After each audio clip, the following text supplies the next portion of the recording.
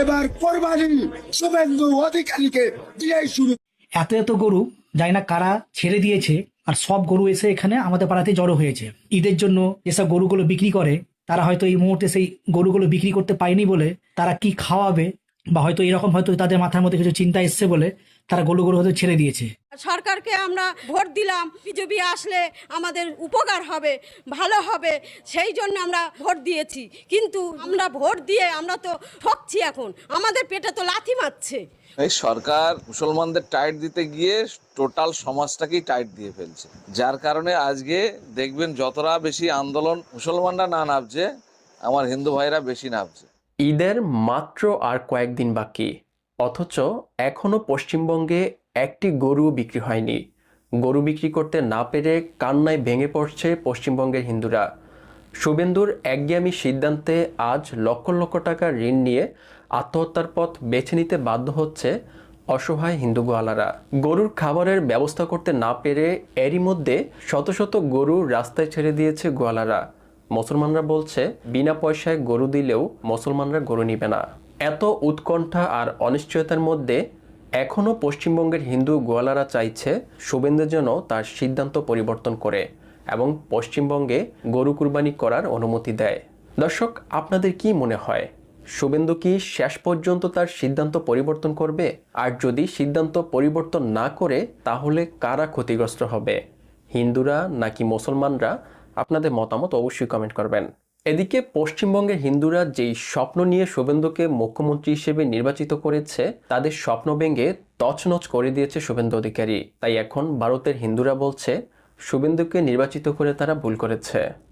সরকারকে আমরা ভোট দিলাম যে বিজেপি আসলে আমাদের উপকার হবে, ভালো হবে, সেই জন্য আমরা ভোট দিয়েছি। কিন্তু আমরা ভোট দিয়ে আমরা তো ঠকছি, এখন আমাদের পেটে তো লাথি মারছে, গরিবদের পেটে লাথি মারছে। আমরা এখন কি উপায়, কি করব? কিছু তো করার মতো নেই। রাস্তা বিক্রি হচ্ছে না, মুসলিমরা নিয়ে, সেই মুসলিমরাও আসছে না, নিচ্ছে না, বলছে যে এখানে গরু নিয়ে আমরা কি করব, আমাদের রাস্তায় আটকাচ্ছে, আমাদের টাকা আমাদের ফেরত দিন, এই বলছে। পশ্চিমবঙ্গে গরু কুরবানি নিষিদ্ধ করে পশ্চিমবঙ্গের মুসলমানদের ধর্মীয় অনুভূতিতে আঘাত করে বিজেপি এবং শুভেন্দু ভেবেছিল মুসলমানদের শায়েস্তা করবে, অথচ মুসলমানদের শায়েস্তা করতে গিয়ে হিন্দুরা এখন সবচেয়ে বেশি শায়েস্তা হচ্ছে।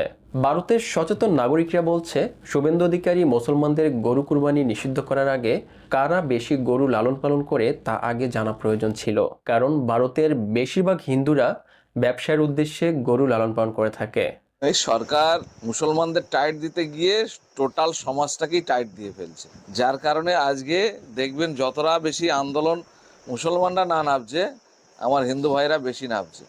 সরকারের এটা বোঝা উচিত ছিল যে গরু কারা পালন করে, গরুর থেকে কারা উপকৃত হয়, সমাজের কোন অংশের কতটা অংশ, শুধু কোন অংশ নয় কতটা অংশ প্রভাবিত হবে, এইটা ওনাদের বোঝা উচিত ছিল। ওনারা ভেবেছিলেন যে এই ধর্মপ্রাণ মুসলমান, এদের গরু কুরবানি না দিতে পারলে এরা আঘাত পাবে, ব্যথা পাবে, যন্ত্রণা পাবে। এই যন্ত্রণা দিতে গিয়ে ওরা উল্টো রিভার্স হয়ে গেল। যার কারণে আমি বলবো শুভেন্দু বাবু বলি আর শুভেন্দু বাবুকে যারা পরিচালনা করছেন সেই দল বলি, তাদের বোঝা উচিত ছিল এই সমাজের যে একটা বড় অংশের মানুষের মধ্যে এর একটা অর্থনৈতিক ইফেক্ট হবে, এটা ওদের বোঝা উচিত ছিল। আজকে যারা গরু পালন করে, যারা গরুর থেকে বিভিন্ন রকমভাবে উপার্জন করে, তারা আজকে রাস্তায় বসে কান্নাকাটি করছে। কেউ বলছে আত্মহত্যা করব, কেউ বলছে গলায় দড়ি দেবো, কেউ বলছে আমার ছেলের পড়াশুনো বন্ধ হয়ে যাবে, কেউ বলছে আমার সংসার চলবে না, কেউ বলছে আমার লোনের টাকা মেটাতে পারবো না। তাহলে এই যে একটা সার্বিক একটা চেন সিস্টেম আছে, এই গরু পালন, গরু ব্যবসা এবং এই ঈদ, এর মধ্যে একটা গভীর যোগসূত্র আছে। এবং মুসলমানরা যে গরু এই কোরবানি দেয়, এতে করে মানে টোটাল সমাজ উপকৃত হয়। ভারতের উগ্র হিন্দুরা গরুকে মা বলে থাকে, আর তারা মনে করে কুরবানিতে মুসলমানরা তাদের মাকে জবাই করে। তাই ভারতে দীর্ঘদিন থেকে গরু জবাই করা এবং গরু রক্ষা করা নিয়ে বিভিন্ন সংঘর্ষের ঘটনা ঘটেছে। তবে সম্প্রতি মুসলমানদের কুরবানি ঈদকে সামনে রেখে পশ্চিমবঙ্গের নতুন মুখ্যমন্ত্রী শুভেন্দু অধিকারীর সরকার 14 বছর বয়স হওয়ার আগে গরু জবাই বা কুরবানি করার বিধিনিষেধ আরোপ করেছেন। 14 বছর পর্যন্ত মাকে রক্ষা করবে আর 14 বছর পর জবাই করার অনুমতি থাকবে। আর তারপর থেকে হিন্দুরা চরম বিতর্কের মুখে পড়েছে। আপনি পারবেন?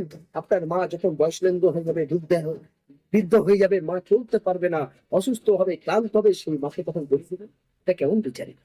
যেখানে বলছে যে গরু আমার মাতা, গরু হত্যা বন্ধ করো, গৌরক্ষক বাহিনী, তারা আবার বলছে সেই সরকার যে 14 বছর পর ওই গরু মা তখন তাকে হত্যা করা যাবে কেন?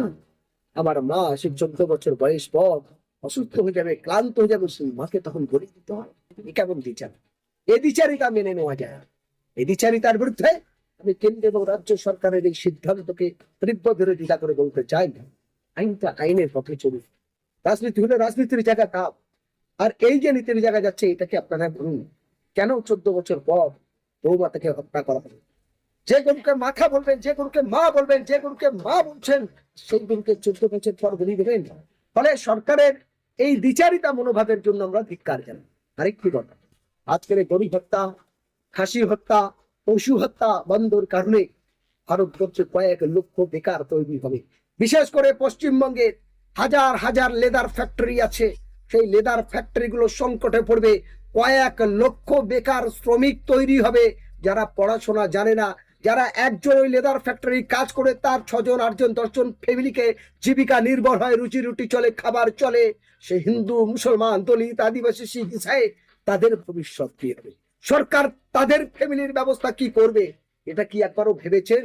আসন্ন ঈদুল আজহার আগে পশ্চিমবঙ্গের সরকার গরু জবাই করার উপর কঠোর নিষেধাজ্ঞা আরোপ করেন। নিষেধাজ্ঞায় বলা হয় উন্মুক্তভাবে গরু, মহিষ সহ অন্যান্য প্রাণী জবাই করা কঠোরভাবে নিষিদ্ধ।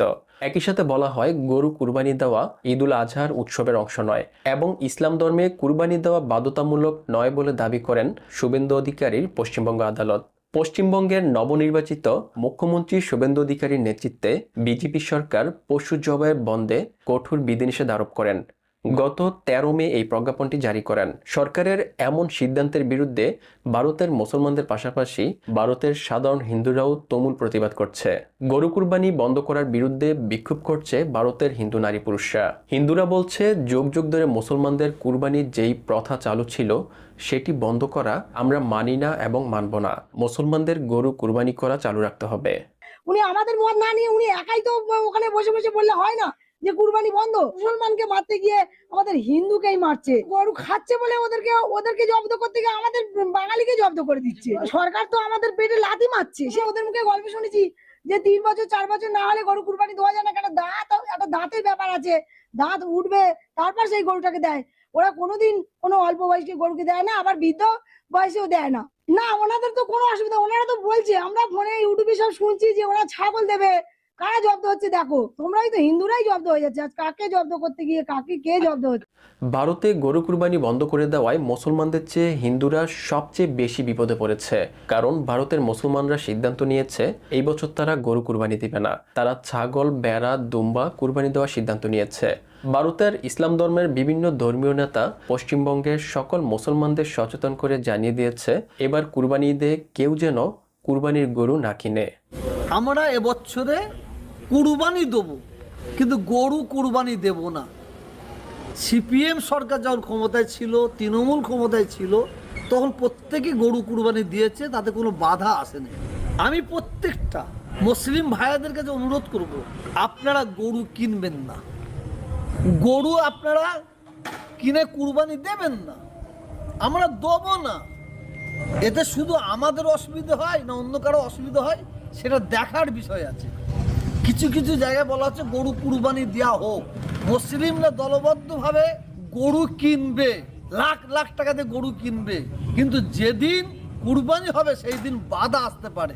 এতে কি হলো, যারা গরুর খাটাল করেছিল তারা মুসলিমদের গরু বিক্রি করে তারা উদ্ধার হয়ে গেল, কিন্তু গরুটা কেনার পর আপনি কুরবানি দিতে পারবেন না, সেই জায়গাটা বাধা আসতে পারে।